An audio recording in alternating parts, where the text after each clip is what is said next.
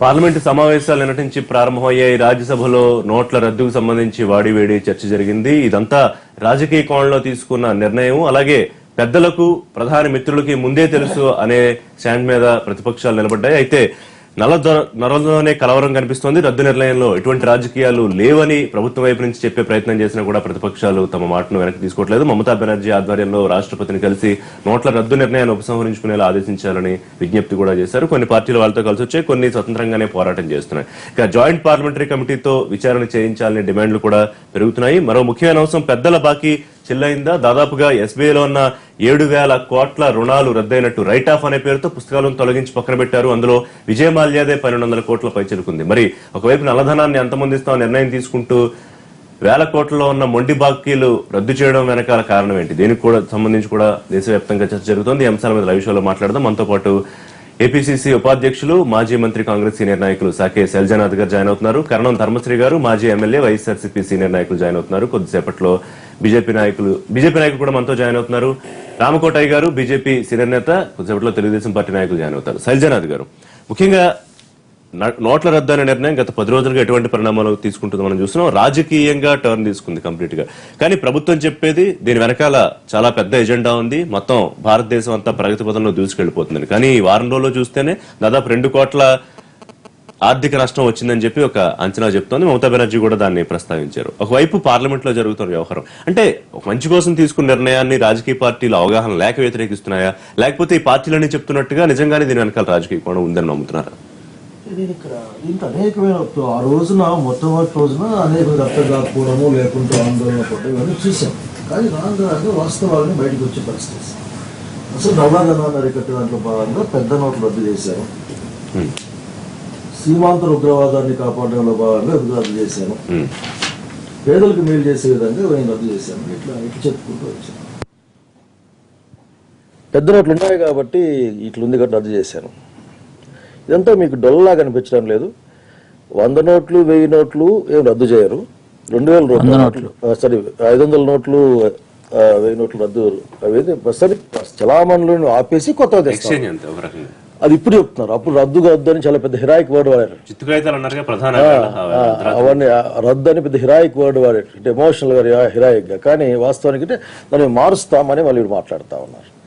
అట్లాగే fake currency మనం చూసాము. అసలు జిరాక్స్ తీస్తే వచ్చి అమ్ముకుంటున్నట్టు కూడా చూసాము. అక్కడ సీమాంతర ఉగ్రవాదం అనేది కట్లకట్లుగా ట్రక్కులు వేసి డబ్బులు పంపిస్తుంది. నాకేం తెలియదు కానీ, ఎందుకంటే అంత పెద్ద స్థాయి నాది కాదు. But I think that is ఆన్లైన్లో వస్తాయని పేపర్లు చదువుతుంటాయి నాకు. అట్లాగే పేదలకు జరిగిన మేలు ఏంటి? ఇక్కడ ఆంధ్రప్రదేశ్ భారతదేశ ఆర్థిక వ్యవస్థను అర్థం చేసుకోవడంలో విఫలమయ్యారని నేను అనుకుంటా ఉన్నాను. భారతదేశానికి ప్రత్యేక పరిస్థితులు, భారతదేశం చిన్న సంస్థలుగా రాజ్యాలుగా ఇట్లా ఉన్న దేశం ఇది. ఇదంతా మన బ్రిటిష్ వాళ్ళు వచ్చిన తర్వాత, వాళ్ళ కాంగ్రెస్ పార్టీ పరిపాలనకు వచ్చిన తర్వాత ఏకరాజ్యంగా మార్చాం దీన్ని. ఏమంటారంటే ఇక్కడ పొదుపు అనేది ఒక సాధారణ అంశంగా ఉంటుంది. ఇంట్లో మన అమ్మ కానీ నాన్న 1000 రూపాయలు వీక్లీ ఇస్తే 200 మిగిలి దాచిపెట్టుకుంటుంటుంది. 4-5 ఏళ్ళు మార్చుకొని ఏదో పిల్లకాయలకి ఏదో ఆడబిడ్డ ఉంటే చిన్న బంగారు ముక్కో ఏదో కొనుక్కుంటూ ఉంటుంది. లేకుంటే కొడుకు చదువు డ్రెస్ ఇసేదో కోసం బైకో, ఇవన్నీ కూడా అంటే ఇక్కడ వాళ్ళ భాగం జీవితంలో. అంటే అది జాగ్రత్త అందామా లేక పేదరికం అందామా ఏమైనప్పటికీ కూడా black money it is not. కాబట్టి అది ఇక్కడ ఉన్న డబ్బులు అర్థం చేసుకునే పరిస్థితి చేయాలి ఆఖరికి. ఇప్పుడు బ్యాంకులు చూస్తూ ఉన్నాం, ఏం శిక్ష వాళ్ళకి? పెద్ద పెద్దలు ఏమో ఆన్లైన్లో ఎన్నైనా చేసుకుని వెళ్ళిపోతారు. ఇప్పుడు ఆన్లైన్ వచ్చింది వాళ్ళకే. ఇప్పుడు ఆన్లైన్లో ఆన్లైన్ మాకు కూడా ఆన్లైన్ లేవు. పెద్ద పెద్దలు ఏమో అన్ని కంప్యూటర్తో కూర్చుకొని 1000 కోట్లు కొట్టేసుకుంటారు. వీళ్ళేమో 1000 రూపాయల కోసం అట్లా పోయేస్తారు. 1000 కోట్లు కొట్టుకున్నా రిజిస్టర్డ్ కదా. ఏమంటే అన్ని కూడా ఇప్పుడు బ్యాంకులో నిలబడ్డా డబ్బులు మాయనే కదా. ప్రజలు నిలబడ్డారు బ్యాంకులో వరుస క్యూలో, వాళ్ళవనే కదా. వేలు ముద్ర వేయించుకోవాలట, తెచ్చుకోవాలి. ఏమంటాయంటే దీంట్లో మీకు ఉద్దేశం మంచిదైనా మీ ఆచరణలో మీరు స్వార్థం చూపించారు నేను అనుకుంటుంటా. ఎందుకంటే ఒక 6 నెలల కాలంలో, ఇది ఎవరిని బ్లేమ్ చేయడం కోసం కాదు, 6 నెలల కాలంలో 2,60,000 కోట్లు సంథింగ్ ఆ లెక్కన భారతదేశం నుంచి విదేశాల డబ్బులు తరలిపోయాయి. ఒక విధానం సరళీకరించింది ప్రభుత్వం. నేను అనుకుంటా ఉన్నా మళ్ళీ 3-4 మంత్స్ అన్నిటి తర్వాత మళ్ళీ సరళీకరిస్తారు, అదంతా ఇక్కడికి వస్తుందని. అట్లాగే ఉండి అక్కడి నుంచి చిన్న విషయం ఇక్కడ. అట్లాగే అంతా అకౌంట్లోకి వచ్చేస్తుంది. చూసారా మాది చెప్పే మాటలకి చేసే పని తేడా ఉంటుంది. ఇండస్ట్రియలిస్టులకి 1,06 కోట్లు లేకుండా 1,10 కోట్లు కరెక్షన్ అది రద్దు చేశారు. వాళ్ళకి ఇది ఇబ్బందులు రద్దు చేశారు. స్టేట్ బ్యాంక్ ఆఫ్ ఇండియా కూడా దాదాపు ఇప్పుడు 40,000 కోట్ల వరకు అసలు ఈ 7,000 కోట్ల దగ్గర 40,000 కోట్లు రద్దు చేశారు. రైట్ ఆఫ్ ఏమర్థం చెప్తారో అరుణ్ జైట్లీ నాకు తెలియదు కానీ రైట్ ఆఫ్ అంటే తీసి పక్కన పెట్టినామని రద్దు కాదు, పుస్తకాల్లో తీసి పక్కన పెట్టాం. కరెక్ట్ గా ఇది బీజేపీ నాయకులు ఏం చెప్తారో చూద్దాం. అంతకన్నా ముందు మనతో పాటు చర్చలో జాయిన్ అవుతున్నారు తెలకపల్లి రవి గారు, సీనియర్ జర్నలిస్ట్, ప్రముఖ సామాజిక రాజకీయ విశ్లేషకులు, జూపూడి ప్రభాకర్ గారు, AP SC corporation chairman, Telugu Desam party senior నాయకులు. రైట్, రామకోటయ్య గారు, చాలా అంశాలు ఉన్నాయి. ఒకటి, ముఖ్యంగా మమతా బెనర్జీ చాలా సీరియస్ గా తీసుకున్నారు. మిగతా వాళ్ళంతా ఖండిస్తూ ఉన్నా, లేకపోతే ప్రజల కష్టాలను దృష్టిలో పెట్టుకుని వెసులుబాట్లు కల్పించాలని చెప్తున్నా, మమతా బెనర్జీ మాత్రం మొత్తం నిర్ణయాన్ని ఉపసంహరించుకునే దిశగా ఆదేశించాలని రాష్ట్రపతిని కలిసి విజ్ఞప్తి ఇవ్వడం. కొన్ని పార్టీలు కలిసి వచ్చాయి, కొన్ని పార్టీలు సొంతంగా పోరాటం చేస్తున్నాయి. ఒకటి అందరూ చెప్పేది ఏంటంటే, మోదీ సహచరులకి లేకపోతే బీజేపీలో ఉన్న పెద్దలకి ఈ విషయం ముందే తెలుసు, ఖచ్చితమైన లీకులు ఉన్నాయి, చదువుకునే వాళ్ళు చదువుకున్నారు, ఇబ్బంది పడుతోంది మాత్రం 100 కోట్ల మంది భారతీయులు అని చెప్పి. ఏమంటారు? ఇది దరిదాపుగా ఎవరు చెప్పినా, ఏ రాజకీయ నాయకులు చెప్పినా ఒకే ఒక మాట బ్రహ్మాండంగా చెప్తున్నారు. ఉద్దేశం మంచిదే, రద్దు చేయటం మంచిదే, చాలా ఉత్తమం అని చెప్పి ఇప్పుడు శైలజానాథ్ గారు కూడా చెబుతున్నారు. ఉద్దేశం మంచిదే, కాకపోతే ఏంటంటే లోపభూయిష్టమైన విధానం అని చెప్పి చెబుతున్నారు. దాన్ని సరి చేసుకోవడానికి అవకాశాలు ఉన్నాయని కూడా చెబుతున్నారు. ఎందుకంటే ఇప్పుడు ఈ రాజకీయ నాయకులు ఇచ్చిన అప్డేట్ ని తప్పకుండా టేకిన్ ఇంటూ కన్సిడరేషన్. ఎందుకంటే అపోజిషన్ పార్టీలో ఉన్నటువంటి వాళ్ళు ఇప్పుడు చర్చా కార్యక్రమాల ద్వారా ఇచ్చేటువంటి అప్డేట్ చాలా బాగుంది. ఎందుకంటే మీరు ఇక్కడ ఇక్కడ ఉన్నటువంటి డబ్బుల్ని నిరోధిస్తున్నారు, 1,500 నోట్లని. ఇవి కాదు, బినామీ ట్రాన్సాక్షన్ కూడా మీరు చేయాలంటున్నారు.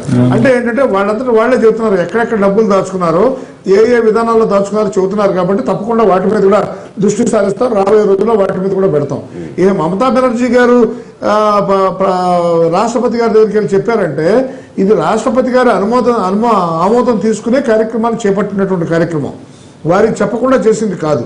రెండోది, ఒకవేళ వెళ్ళి ఆవిడ కనుక చెప్పేటట్టయితే దాంట్లో ఉన్నటువంటి పాజిటివ్నెస్ తీసుకోవడానికి భారతీయ జనతా పార్టీ సిద్ధంగా ఉంది. దాంట్లో ఎటువంటి అనుమానం లేదు. కాకపోతే ఏంటంటే ఇక్కడ ఉన్నటువంటి లోపభూయిష్టమైన విధానం ఏది అంటే, చిన్న నోట్లు లేవు, ముందే చెప్పాల్సింది అంటున్నారు. ఎవరికి చెప్పాలి, ముందే ఎవరికి చెప్పాలంటే, ఎవరైతే మామూలుగా ఉన్న విధానంలో ఉన్నటువంటి పేద మధ్యతరగతి ప్రజలు 100 కోట్ల మందికి సంబంధం లేదు, 20 కోట్ల మందికే ఉందంటున్నారు. అంటే ఏంటి, 15% మంది ప్రజలకు మాత్రమే దీంతో సంబంధం. ఆ 15% మందికి ముందే చెప్పారండి అని చెప్పి చెబుతున్నారు. ఇది చాలా రాంగ్. ప్రధానమంత్రి గారు జన్ధన్ యోజన మొదలెట్టి చెప్పారు అందరికీ కూడా, మీరు మీ అకౌంట్స్ ఓపెన్ చేసుకోండి, మీకు సంబంధించినటువంటి ఆర్థిక పరమైనటువంటి అభివృద్ధి చెందాలి, పెద్ద వ్యాపారస్తులకు డబ్బులు ఇస్తే మోసం చేస్తున్నారు.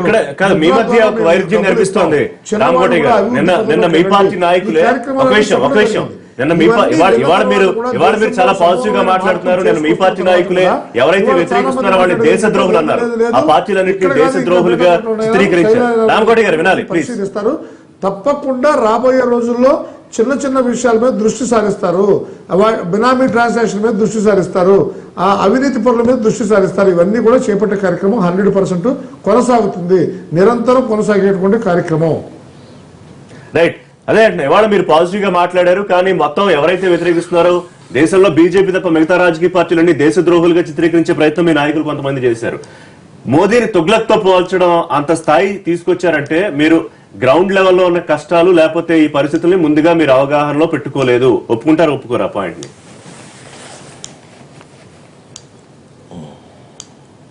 ఋషి గారు చెప్పండి. ఇప్పుడు దేశంలో ఉన్నటువంటి నల్లధనాన్ని వెలికి తీయటం అనేది ఒక సునామీ లాంటిది. ఈ కార్యక్రమం ఏమండి మేము ఇలా చేస్తున్నామని చెప్పేసి దొంగలకి ముందే చెప్పి చేయరు. దొంగలకి చెప్పారనే కార్యక్రమం చేసి బ్రదర్ ఇక్కడ ఏదంటే మీ వాళ్ళకి చెప్పారనే ఆర్గ్యుమెంట్. తిరిగే వాళ్ళందరికీ ముందే సమాచారం ఉంది. మాయావతి గారు ఒక నిమిషం చెప్పి చేస్తే 12 లక్షల కోట్ల ముందే డిపాజిట్ అయి ఉండేవి కదా. 10 లక్షల కోట్లు మీరు లెక్క పెట్టారా? కాంగ్రెస్ పార్టీ దగ్గర 10 లక్షల కోట్లు ఉన్నాయని మీరు ఏమన్నా మీ దగ్గర ఖచ్చితమైన సమాచారం ఉందా? ఇన్కమ్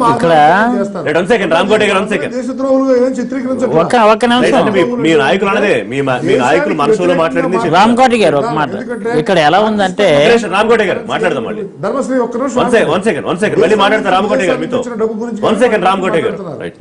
రామకోటి గారు మాట్లాడింది ఎలా ఉందంటే, ఇప్పుడు తల్లిదండ్రులను గౌరవించవలను, పెద్దలను పూజించవలను. ఆ మాట చెడు మాట అని ఎవరు అనరండి.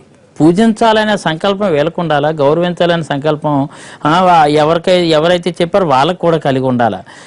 ఇక్కడ ఉన్నటువంటి ప్రభుత్వంలో ఉన్నటువంటి పెద్దలే నల్ల కుబేర్లుగా ఉన్నారు ఈ రోజు చాలా మంది, బయటకు అలా అనుకుంటున్నారు. కానీ అందులో 10 ఇంచుమించు బడాబాబులందరినీ కూడా వెనకేసుకుని ఈ రోజు ప్రభుత్వాలు నడిచే పరిస్థితి వస్తుందని అన్ని పత్రికలు కూడా పెద్ద పెద్ద కథనాలతో రాస్తున్నాయి. ఎవరు కాదంటారు, తల్లిదండ్రులు గౌరవించాలి అనే భావన ఎవరైనా చెప్తే అది మంచిదని అంటాం, స్వాగతిస్తాం. బట్ ఇక్కడ అమలు చేసే విధానం ఎక్కడండి? అందరూ కూడా ప్రధానమంత్రి హాయిగా నవ్వుతూ ఉంటారు, ప్రధానమంత్రి అలాగే బీజేపీలో ఉన్నటువంటి పెద్దలు కూడా నవ్వుతూ వాళ్ళు ఏదో ఘనకార్యం సాధించినట్టు మాట్లాడతారు. ఎందుకంటే ప్రధానమంత్రి విమర్శించే స్థాయి నాకు లేదు. కానీ బట్ ఏంటంటే ఈ రోజు 120 కోట్లు జనాభా ఉన్నటువంటి దేశ జనాభాలో 1 కోటి మంది దగ్గర పోనీ కొంచెం 1 కోటి మంది లెక్కేసుకుందాం, 1 కోటి మంది దగ్గర ఏదో నిజంగా నల్లదాని ఉంటే 1 కోటి మందిని ఎట్టి పరిస్థితుల్లో ఇబ్బంది పెట్టాలని గురి చేయాలని అనుకుంటే 119 కోట్ల మంది దేశ జనాభాని ఇబ్బంది పెట్టడం మాత్రం అది దారుణం. ఎందుకంటే ఈ రోజు పల్లె ప్రజలకి కార్డు తీసుకెళ్లి మార్చుకునే కల్చర్ లేదండి ఈ రోజు పరిస్థితి. It is fact. గ్రామసీమల్లో ఎంత ఇబ్బంది పడుతున్నారంటే ఒక మాంసం దుకాణం వాడి దగ్గరికి వెళ్ళి 500 కాయలు ఇచ్చి కేజీ మాంసం ఇవ్వరా అంటే ఇవ్వనంటున్నాడు, లేదంటున్నాడు. 100 రూపాయలు ఇస్తే తీసుకొని అంటున్నాడు కూడా, తీసుకొని అంటున్నాడు. అదే 100 రూపాయలకి అయితే మళ్ళీ ఇస్తాను అంటున్నాడు. పరిస్థితి చూడండి అంతే. అంటే చిల్లర దుకాణస్తులు కూడా చాలా ఇబ్బంది పడే పరిస్థితి ఉందండి ఈ రోజు. చిల్లర వ్యాపారస్తులు ఈ రోజు ఎన్ని అనుకున్నా సరే దేశంలో ఎమర్జెన్సీ మూవ్మెంట్ వచ్చింది, ఎమర్జెన్సీ ఆర్థిక వ్యవస్థ, అత్యవసర ఆర్థిక వ్యవస్థ నెలకొందనేది మాత్రం తేటతలం అండి ప్రతి ఒక్కరు. ఇదేంటంటే ఎలా ఉంది, కనీసం 1 ఇయర్ అయినా సరే కొంచెం గ్రాడ్యువల్ గా మౌల్డ్ చేసి మెంటల్ గా ప్రిపేర్ చేయించి ఎవరిని కింద స్థాయి గ్రామ స్థాయి వాళ్ళు చేసేటంటే వాళ్ళకి ఏటీఎంస్ పెట్టో ఒక మంచి అలవాటు నేర్పి ఆ తర్వాత నిర్ణయం తీసుకుంటే బాగుండేది. ఈ రోజు ఇష్టారాజ్యంగా మనకు అధికారం ఉందని నా డబ్బుని ఏం తీసుకోవడానికి ప్రధానమంత్రి పర్మిషన్ ఇవ్వాలండి? బ్యాంకులో పేదవాడతాలు ప్రశ్న అది, పేదవాడతాలు ప్రశ్న అది. బ్యాంకులోకి వెళ్ళి 1000 రూపాయలు 2000 3000 తీసుకోవాలనుకుంటే మేము దాచుకున్న డబ్బులు 3000 తీసుకోవాలనుకుంటే ప్రైమ్ మినిస్టర్ ఇవ్వడానికి వీల్లేదని అంటే దానికి ఏంటి ఆన్సర్? మొదటి నుంచి దీన్ని రద్దు చేయాలని చంద్రబాబు నాయుడు గారు చెప్తున్నారు, లెటర్ రాశారు. తర్వాత కొంత క్రెడిట్ వారికి కూడా దక్కింది నిర్ణయం తీసుకున్న తర్వాత. సో ఇప్పుడు ఈ తర్వాత రైట్. సో ఈ ప్రజలు పడుతున్న కష్టాలు చూసిన తర్వాత మళ్ళీ 2000 నోట్లు ఏదో రద్దు చేయాలని చెప్పి లేఖ రాసే ఆలోచన చేస్తున్నారు. ఇప్పుడైనా మీ శాన్సాన మారిందా? నిన్న ప్రధానమంత్రి కూడా అడిగారు చంద్రబాబు నాయుడు ఏమనుకుంటున్నారని పత్రికల్లో వచ్చింది, మంత్రి గారిని, కేంద్ర మంత్రి పత్రికల్లో వస్తుంటే తెలుగుదేశం పార్టీ స్టాండ్ అయితే ఈ పెద్ద పెద్ద నోట్లు ఏవైతే ఉన్నాయో వీటిని ఖచ్చితంగా రద్దు చేయాలనేది. దానిలో ఇప్పటి నుంచి రద్దు చేయాలని ఇప్పటి నుంచి మళ్ళీ ఎందుకు అండర్లైన్ చేస్తున్నాం, ఎందుకంటే మార్చుకోవద్దని రద్దు చేయమని.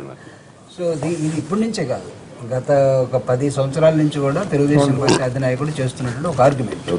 అయితే ఈ రోజు ప్రధానమంత్రి గారు తీసుకున్న నిర్ణయం దానికి అనుకూలంగా ఈ రోజు కనపడుతుంది. అయినా సరే మళ్ళీ 2000 నోట్ అనేది రావటం, ఇది తెలుగుదేశం పార్టీ దీన్ని కూడా రద్దు చేయాలని ఆయన ఇంకొక లేఖ రాయటం, తర్వాత ఇది కూడా ఇంకొక దానికి మళ్ళా దారితీసే ప్రమాదం ఉంది ముందుగానే ఊహించమని చెప్పడం, దాని పర్యవసానమే నిన్న ప్రధానమంత్రి గారు అశోక్ గజపతిరాజు గారిని ఎలా మీ నాయకుడు ఏమంటున్నారని అడిగిన దానిలో అర్థం అది. అయితే ఇక్కడ ఓవరాల్గా చూసినప్పుడు సో ఇది ఎప్పటి నుంచో నల్లధనాన్ని బీజేపీయే కాదు, చాలామంది progressive elements in this country, ఈ దేశంలో ఉన్నటువంటి చాలామంది అభ్యుదయవాదులు కానీ ప్రోగ్రెసివ్గా థింక్ చేసేవాళ్ళు కానీ మేధావులు కానీ కొంతమందికి సంబంధించినటువంటి 15-20% సంబంధించినటువంటి వ్యాపారవేత్తలు లేకపోతే చాలామంది రాజకీయ నాయకులు మొత్తం మిగతా వాళ్ళని శాసించే దశలోకి వెళ్ళిపోతున్నారు. దీన్ని ఎలా కంట్రోల్ చేయడం పెద్ద చర్చ. బీజేపీ పార్టీ ఎలక్షన్ టైంలో అవతల ఉన్నటువంటి దేశాల్లో ఉన్నటువంటి దాన్ని స్విస్ బ్యాంక్ నుంచి తీసుకొస్తామని చెప్పి అది లేట్ అయి ఉండొచ్చు. కానీ ఇక్కడ ఈయన కదిలించినటువంటి ఒక విధానం ఏదైతే ఉందో ప్రధానమంత్రి గారు, అంటే భారతదేశంలో ధర్మశ్రీ గారు చెప్పినట్టుగా పేదలు అక్కడక్కడ ఇబ్బంది పడుతున్న విషయం, మా డబ్బుని మేము డ్రా చేసుకోవడం అక్కడక్కడ కాదు మొత్తం ఇప్పుడు మాకు కూడా ప్రాబ్లమే.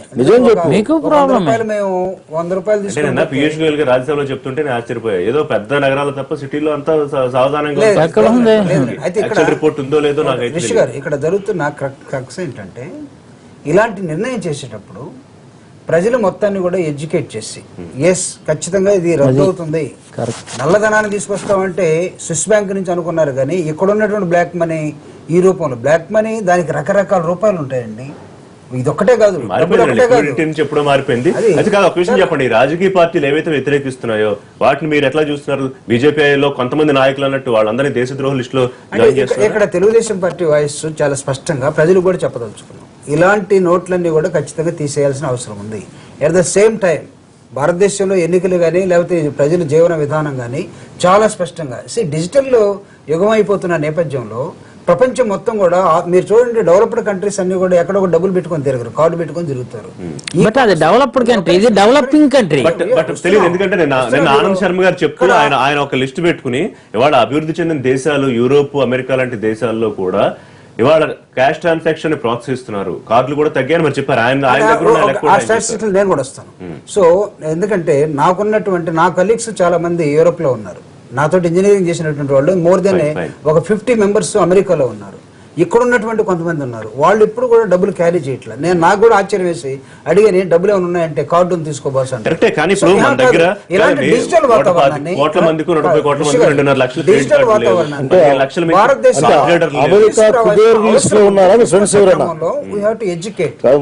అడగండి.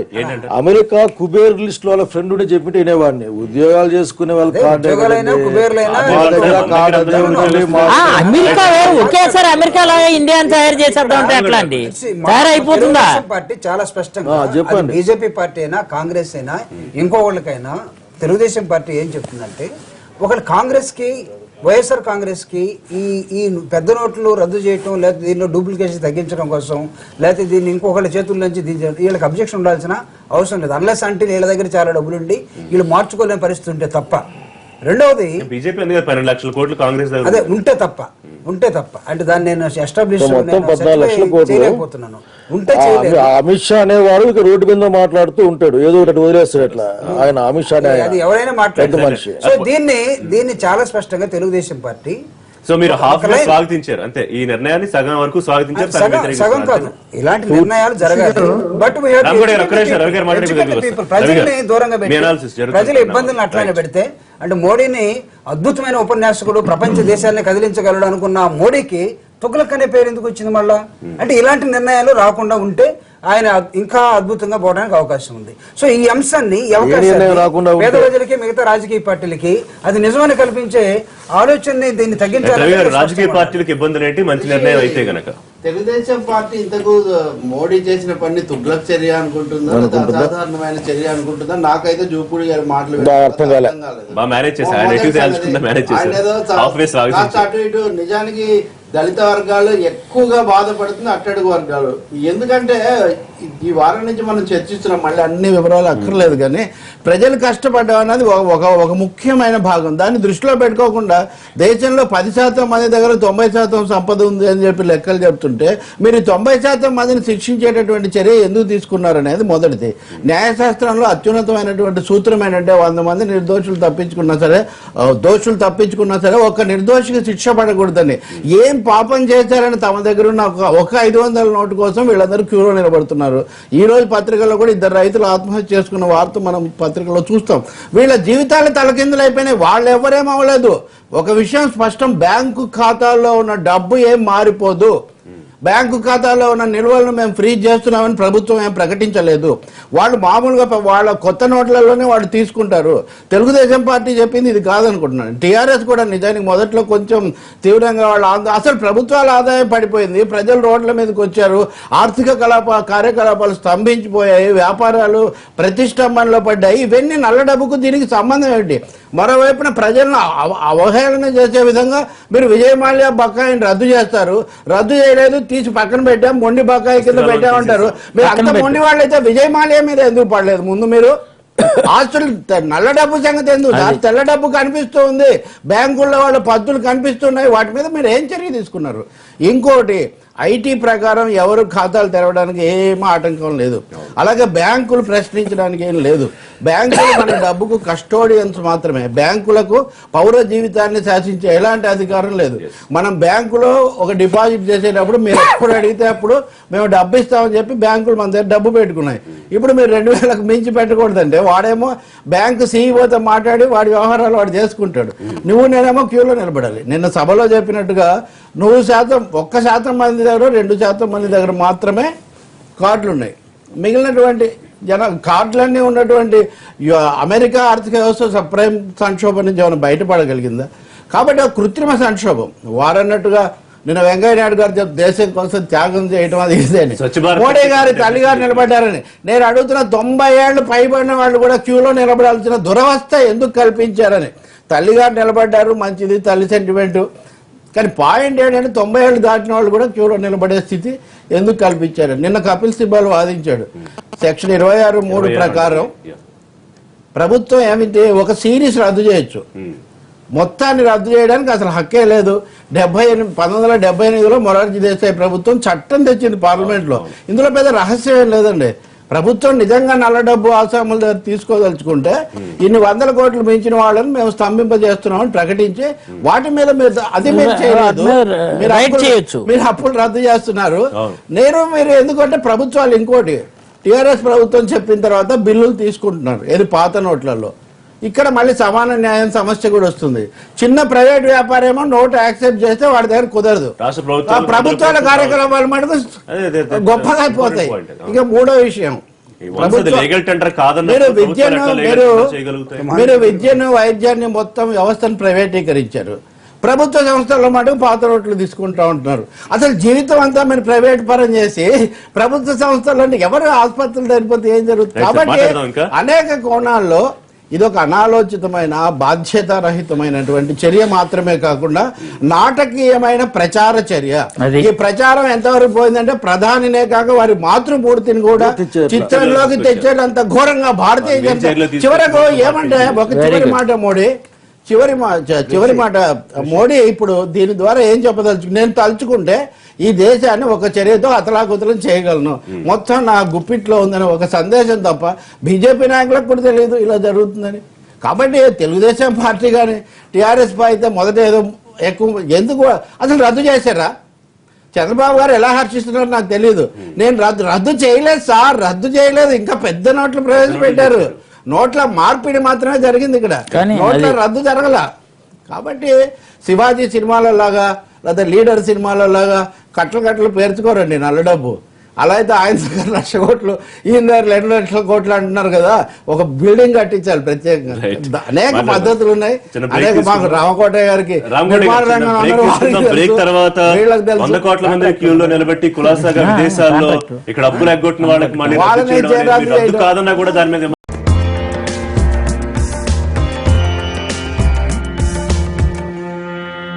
రామకోటయ్య గారు చాలా స్పీడ్ గా అడుగుతాను, చాలా స్పీడ్ గా సమాధానం చెప్పండి. రద్దు నిర్ణయం స్వచ్ఛ భారత్ అన్నారు, 100 కోట్ల ప్రజలు మీ నిర్ణయాన్ని అర్థం చేసుకుని సరే ఇబ్బంది పడుతున్నారు, 3-4 వారాలు మీరు చెప్పినట్టు ఇబ్బంది పడతారు. మరి ఎందుకండి విదేశాలకు వెళ్లిపోయి పారిపోయి కులాసాలు చేసుకుంటున్న వాళ్ళ రుణాలని రైట్ ఆఫ్ అలా పేరు పెట్టి అర్థం కాకుండా రద్దు చేయడం వెనకాల ఉన్న కారణం ఏమిటి?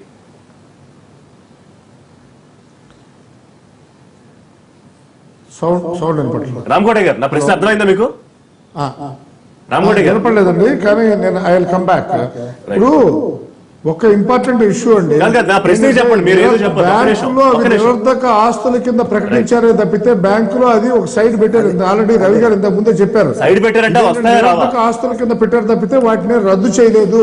వాళ్ళు విదేశాల్లో ఉన్నారంటే ఒక మనిషిని తీసుకుని మీరు దేశం మొత్తం యొక్క ఆర్థిక పరిస్థితిని పరిగణించద్దు. ఒక విజయమాల్యాన్ని విజయమాల్యాన్ని కూడా వదిలేదు లేదు. విజయమాల్యాన్ని చట్టం చక్రబంధంలో పట్టి తీసుకొస్తుంది. చాలా ఇంపార్టెంట్. ఇందాక రవి గారు మాట్లాడారు 1947 తర్వాత రద్దు చేయబడినటువంటి ఆస్థానాల్లో ఉన్నటువంటి 1000, 5000, 10,000 నోట్లను 1978లో రద్దు చేయడం జరిగింది. ఆ రోజున సంస్థానాధీశులు వాళ్ళ దగ్గర డబ్బులు ఏ విధంగా వాడుకోకుండా వాళ్ళ దగ్గర వాటిని చేయడం జరిగింది. ఆ తర్వాత ఇంత పెద్ద చర్య ఇవాళ జరిగింది. ఈ జరిగిన దాంట్లో ఏంటంటే 90% మంది వాళ్ళకి అయ్యే ఖర్చు 5,000 నుంచి 15,000 మంది మాత్రమే ఉంటుంది. వీడు నెలలో ఒకసారి బ్యాంక్ వెళ్తే సరిపోతుంది. ఇవాళ వాళ్ళకి వచ్చేటువంటి విధానంలో వాళ్ళకి ఎటువంటి ఇబ్బంది లేనటువంటి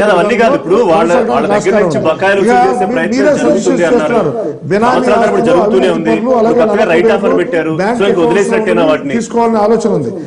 వీటిని కనుక తీసుకుంటే దేశం సాధించే విజయాన్ని మనం ఇంపార్టెంట్ గా తీసుకోవాలి. మోడీ గారు చేసినటువంటి చర్య సాహసోపేతమైన చర్యను అందరూ ఆస్వాదించాలి. కారణం ఏంటంటే ఈ నిర్ణయం తీసుకోవడం వెనకాల 33,000 రామకోట మన దేశంలో ఈ ఉన్న విధానంలో గ్రామాల్లో 49,000 మంది సర్పంచులు వాళ్ళు 4 సార్లు వచ్చినటువంటి వాళ్ళు 6,40,000 విజయాలు పొగడ్తలు సరిపోతున్నాయి. నేను అడిగిందని మీరు చెప్పలేదు. ఇప్పుడు నరేంద్ర మోడీ గారి ఫోన్లేని చివరికి వాళ్ళకి ఆ భావదారిద్ర్యం కూడా వచ్చి వచ్చింది. నరేంద్ర మోడీ తప్ప మా భారతీయ జనతా పార్టీ ఎవరు భారతీయ జనతా పార్టీ దానికి ఆయన ఇష్టపడకపోయినా వ్యతిరేకించి అది ఒక పద్ధతి అనుకునేవాడిని. అది వ్యక్తి పార్టీగా మారిపోయిందని అని చెప్పుకుంటాను. నేను ఇక్కడ ఏదంటే ఆయన ఏమంటున్నాయంటే 5,000 6,000 అనే బ్యాంకుల్లో ఒక మధ్యతరగతి కుటుంబీకుడు 1,00,000 రూపాయలు 50,000 పెట్టుకొని ఉంటే వాడికి ఆరోగ్యానికో దేనికో అవసరం వచ్చి డ్రా చేసుకుందాం అనుకుంటే వీళ్ళ యొక్క ఏంటి మీకు ఊరికే మీరు రూముల్లో కూర్చొని మాట్లాడతారా? ధైర్యం ఉంటే మీరు స్టేట్ బ్యాంక్ ఆఫ్ ఇండియా దగ్గర పోండి. ఇప్పుడు పోయి ఈ మాట చెప్పండి. స్టేట్ బ్యాంక్ ఆఫ్ ఇండియాకి వెళ్ళండి. మీరు ప్రజల మధ్యలోకి వచ్చి మాట్లాడుతున్నారు. వెళ్ళండి, వెళ్ళి కూర్చుని తెలుస్తుంది మీకు. వెళ్తా ఉన్నాం, వెళ్ళండి. ఏం మాట్లాడతారు? మీరు వెళ్ళండి. రామకోటయ్య గారు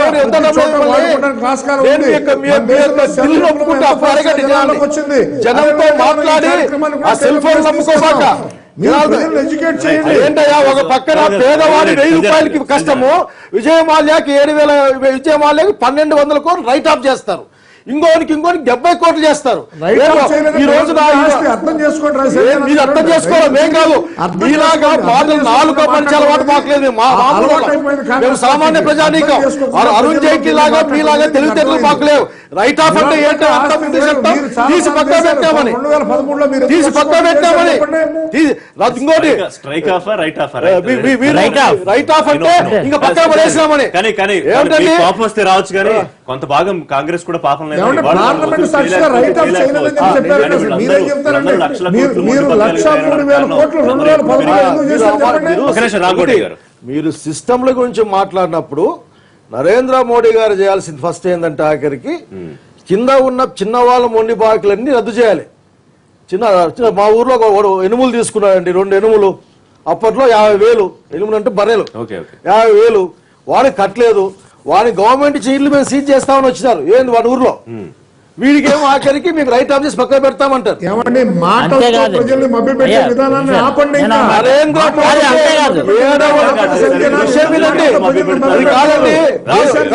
ఒక్క ప్రశ్న రామకోటయ్య గారు వినండి. ప్రశ్న ఇది రామకోటయ్య గారు ఒక ప్రశ్న వినండి. ఏంటంటే కాదు, గవర్నమెంట్ ఆఫ్ ఇండియా బీజేపీ వచ్చిన తర్వాత 1,06,000 కోట్లు పారిశ్రామికవేత్తలకి రద్దు చేసిందా లేదా? అట్లాగే ఆఖరికి 2,60,000 కోట్లు భారతదేశాన్ని దాటి బయటపోయినాయా లేదా? చెప్పండి. నేను ఇక్కడ ఒకటండి, కేవలం ఇదేంటంటే ఒక పద్ధతి లేకున్నా, ఒక సిస్టమ్ లేకున్నా ఆదరాబాదరాగా ఈ వ్యవహారాన్ని సడన్ గా వెలుగులో తీసుకురావడం కోసం ఏంటంటే మేనిఫెస్టోలో నల్లధనాన్ని బయటికి తీసుకొస్తామని ఆ ఒక్క పదాన్ని నిలబెట్టుకున్నారని అనిపించుకుందామని చేసినటువంటి ఆతృత తప్ప ఈ రోజు ఎన్ని అనుకున్నా సరే సన్నకారు రైతులు గాని చిన్నకారు రైతులు గాని పేద భేద సాదా కూలీ నాలి ఉన్నటువంటి వాళ్ళు గాని తాడితే పీడితే ప్రధానికం గాని ఈ రోజు 100కు 100 రూపాయలు కూడా నానా అవస్థలు పడుతున్నారు. అనకూడదుగా నా మాట నేను చెప్పకూడదు, కుష్టి వ్యాధి కన్నా నికృష్టంగా ఇబ్బంది పడుతున్నారు సార్. కారణం ఏంటంటే ఇక్కడ ఎప్పుడు కూడా గ్రామసీమల్లో ఉన్నటువంటి రైతు బ్యాంకుల్లో, ఒక మాట వినండి దయచేసి, గ్రామసీమల్లో ఉన్నటువంటి రైతు డిపాజిట్ చేసేటప్పుడు డిపాజిట్ ఏంటంటే బ్యాంకులో మామూలు అకౌంట్లు వేసుకుంటాడు, కానీ మళ్ళీ అమ్మో పెట్టుబడికి అవసరం ఉంటుంది అన్న ఉద్దేశం. అది 50,000, 1,00,000 రూపాయలు, 70,000, 30,000 ఉంటే అది పెట్టుబడికి ఏ రైతుకి ఏంటంటే పంటను చూసేస్తారండి, లేదంటే వస్తువులను పెట్టి చేస్తానండి. అలాంటి వాటి మీద రైట్ ఆఫ్ చేస్తే అందంగా ఉంటుంది, ఆనందంగా ఉంటుందండి. అంతేని ఈ రోజు ఏంటంటే లేదు పలానా వాళ్ళు రైట్ ఆఫ్ అంటే అది రద్దు చేయడం కాదు, ముందు బకాయిల కింద పక్కన పెట్టాము అని అంటే రైతుది అయితే ఒక పద్ధత, ఒక నీత, అయితే బడా బాబులు చేసి ఇంకో నీత, దారుణం. అందుకని ఏంటంటే పార్టీలు ఆ పార్టీ చేసింది ఈ పార్టీ చేసింది అని కాదండి. ఈ రోజు నరేంద్ర మోడీ తీసుకున్నటువంటి నిర్ణయం సమంజసమైందా అసమంజసమైందా అనేది ఒకసారి ఆలోచించి అప్పుడైనా సరే ఉన్న ఫ్యాక్ట్ ను ఒప్పుకుంటే మంచిదని ఉద్దేశం. ఎందుకంటే ఈ రోజు రైతు ప్రతి చిన్నకారు రైతు నానా అవస్థలు పడుతున్నారు. గ్యారెంటీగా ఒకసారి ర్యాండమ్ గా చెక్ చేస్తే అర్థం అవుతుంది. ఏమంటే రైతు కష్టాల గురించి మాకు తెలియవనే విషయం మీరు ఆలోచించడం చాలా wrong. రామకోటి గారు, గారు. రైతులకు కావాల్సినటువంటి ఏర్పాట్లు పరిపూర్ణంగా చేసినటువంటి పార్టీ చేశారండి. భారతీయ జనతా పార్టీ. రైట్, ఒక నిమిషం. రైతులు చివర్లో. ఆలోచించడం రామకోటి బాగా చేశారు మీరు. రామకోటి గారు, లేకపోతే చావులకు గురవుతున్నారే ఇక్కడ రామకోటి గారు చనిపోతున్నారండి రైతాంగం తెలుసు, పాపం. రామకోటి గారికి కూడా తెలుసు. మీకు తెలిసి ఎందుకండి ఆయన వారు కూడా పేపర్ చదువుతారు కదా. ఇది చాలా టెక్నికల్ పాయింట్ ఇది. అంటే నిన్న మాకు టెక్నికాలిటీ మీరు టెక్నికల్ తప్పించుకునే ప్రయత్నమే జూపూడి గారు విషయం చెప్పండి. చెప్పండి ఆయన అరే సమర్థిస్తున్నారు, అందరితో వ్యతిరేకిస్తున్నారు, తెలియదు కదా. మాట్లాడతావా? అందరితో మాట్లాడతారు ప్రభాకర్ మాట్లాడతాం. చెప్పండి. అసలు నీకు మాయ హక్కు లేదు. అధికార పార్టీ కూర్చొని వీడి లాస్ట్ సమాధానం చెప్పు అధికార పార్టీగా. రైట్. సో ఇక్కడ రాజ్యసభలో ఏం మాట్లాడతారండి సైజనాథ్ గారు? అధికార పార్టీకి హక్కు లేదు, మీకు హక్కు ఉంది, మీ ఇష్టం వచ్చినట్టు మీరు జూపూడి గారు మాట్లాడతారు. సమాధానం చెప్పాలి లాస్ట్ లో తెచ్చిపోతారు. చెప్తున్నారు. బా ఎంత మిత్రబంధం అండి తెలుగుదేశం పార్టీ అంటే ఆగలే కాబట్టి మీరు పులకించిపోతే వాడికి అంత మిత్రబంధం లేదు కానీ. మీరు మా మిత్రబంధాన్ని పెంచుతున్నారు. రెడీ చెప్పండి. శైలజానాథ్ గారికి ఒక షుగర్లెస్ టీ ఇవ్వండి. కాదు మీరు కామెంట్స్ కాదు, ఈ విషయం చెప్పండి. రైట్ ఆఫ్ వ్యవహారం జూపూడి దగ్గర వ్యవహారం ఏమి ఉండదు కదా అందుకనే టెక్నికల్ పాయింట్ ఏంటంటే దీని మీద లాట్ ఆఫ్ క్లారిటీ క్లాస్ ఇస్తున్నారు. ఒక్క నిమిషం సార్. రాజ్యసభలో అరుణ్ జైట్లీ గారు చాలా క్లారిటీ ఉంటుంది. ఎన్పిఎల్ అకౌంట్ కింద దీన్ని చేయటం కాదు, వాళ్ళు ఇలాంటి బ్యాచెస్ అన్ని ఉన్నటువంటి వాళ్ళని ఎస్బీఐ తోటి కన్సల్ట్ చేసి ఇంకొక అకౌంట్ ఓపెన్ చేసాం, వీళ్ళందరి మీద చర్యలు ఉంటాయి.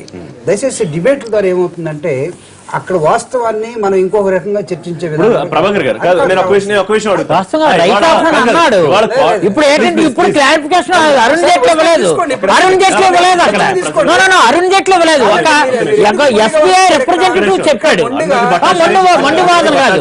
నో కాదు కాదు, కోట్ల మంది ప్రజలు కోట్ల మంది మార్చుకుని కూర్చే ఎస్బీఐ రిప్రజెంటేటివ్ బకాయిలు వచ్చాయని వార్త వస్తే వాళ్ళు ఎలా తీసుకుంటారు? నవ్వుతూ పాజిటివ్ గా తీసుకుంటారు. దయచేసి వీళ్ళిద్దరూ అంటే వ్యవహారం తెలిసి వాళ్ళు నేను అడిగిన ప్రశ్నకు మీరు సమాధానం అందుకే తెలియదులేండి మీరు చెప్పండి. ప్లీజ్ ప్లీజ్ పాప ఆయన తెలియదు. టైం అయిపోతుంది. చెప్పండి. నేను మాట్లాడాలి కదా. అరుణ్ జైట్లీ చెప్పాడంటే తప్పు అంటున్నాను. అరుణ్ జైట్లీ చెప్పలేదు, ఎస్బీఐ రిప్రజెంటేటివ్ చెప్పారు. అరుణ్ జైట్లీ అలా లేదు. అంటే అరుణ్ జైట్లీ ఏ చెప్పిన తప్పని మొండిగా వాదిస్తారు. నేను అది చెప్పను. అంటే ప్రాపర్ గా చెప్తాను. అది ఎందుకు ఆపుతారు? ఎందుకు ఆపుతారు? ఎందుకు ఆపుతారు అనుకుంటే మీ ఇంట్లో మైక్ పెట్టుకొని ఇక్కడ దీన్ని ఈ ఎన్పిఎల్ అకౌంట్స్ మొత్తాన్ని కూడా ఇలాంటి వాళ్ళని ఒక సపరేట్ 17 బ్యాంకులతోటి సంబంధాలుండి ఒక కన్సార్షియం గా ఏర్పడినటువంటి బ్యాంకులన్నీ కూడా వీళ్ళని ఏం చేయాలంటే ఒక అకౌంట్ లో పెట్టడం జరిగింది. వీళ్ళని వదిలేది లేదు. This is the essence. అంతేగాని దీన్ని తీసుకెళ్లి మా ఊర్లో ఉన్నవాడికి ఆ బర్రెని తీసుకుంటూ వాడికి లోన్ ఇవ్వలేదు, ఇది కాదు. లోన్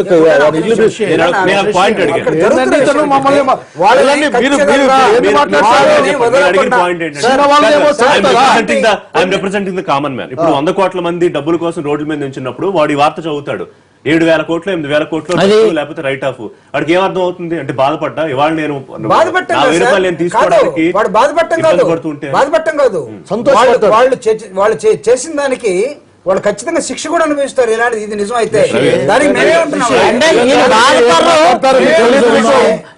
ఎవరు మొండి బకాయిలు పెట్టారు వాళ్ళు సంతోషిస్తారు. అందరూ అసలు మాట్లాడలేకుండా గయ్యాళ్ళలాగా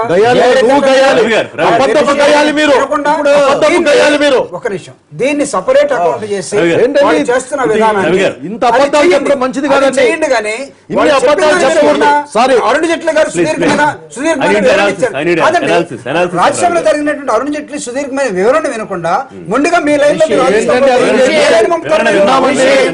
ఇప్పుడు అరుణ్ జైట్లీ చెప్పింది కొత్త కాదు. ఈ దేశంలో 5 దశాబ్దాలు 6 దశాబ్దాల నుంచి చలామణిలో ఉన్నదే నాన్ ప్రాఫిటబుల్ అసెట్స్ ఎన్పిఏల కింద పక్కన పెడతామన్నారు.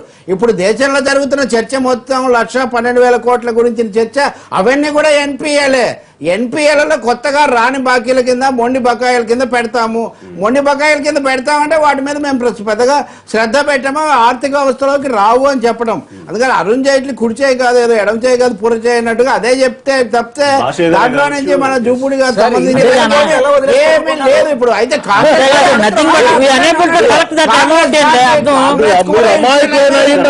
కాంగ్రెస్ కూడా ఈ విషయంలో గొప్పగా చేసిందేం లేదు. కానీ ఇక్కడ కాంగ్రెస్ బీజేపీ సమస్యల్లో పెట్టి నా ప్రశ్న ఒకటి, సామాన్యుడి మీద చేసిన సర్జికల్ స్ట్రైక్ మీరు విజయ్ మాల్యా మీద ఎందుకు చేయడం లేదు?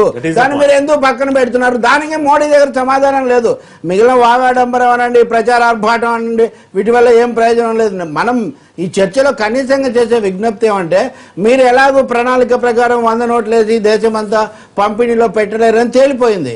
మీరు గాలి జనార్దన్ రెడ్డి గారి పెళ్లి అద్భుతంగా జరిగిపోతుంది, రైతులేమో పెళ్లిళ్ళు జరగక గుండె ఆగి వాళ్ళు కాబట్టి మీరు సామాన్య ప్రజలకు వాళ్ళ దగ్గర ఉన్న నోట్లు ఒక పరిమితి వరకు వాడుకునేటటువంటి వెసులుబాటు కల్పించండి. తర్వాత మీరు ఎలా సర్దుకుంటారో మీరు దాన్ని ప్రభుత్వాలు తీసుకుంటున్నాయి కదా. ఉదాహరణకు అదే ఏర్పాటు మీరు సామాన్యులకు మీరు కల్పించండి, పేదలకు కల్పించండి. కొన్ని కోట్లు దాటిన వాళ్ళ మీద మీరు అదనంగా ఏం కఠినంగా ఉంటారో అక్కడ చేయండి. 6 నెలల సాము చేసి అవ్వని కొట్టాడని పెద్ద మేము నల్లధనం మీద చేస్తామని మీరు కళ్ళబాబులను కాపాడి ఈ సామాన్యమైన ప్రజలు మీరు శిక్షించకండి. అది ఇది మాత్రం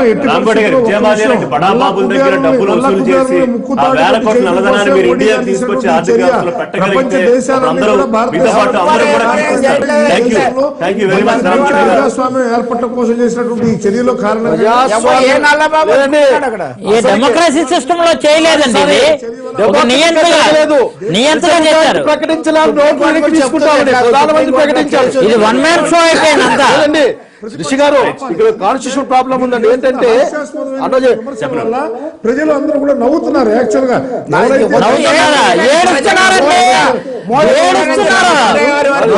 ప్రజలు సంతోషంగా ఉన్నారు.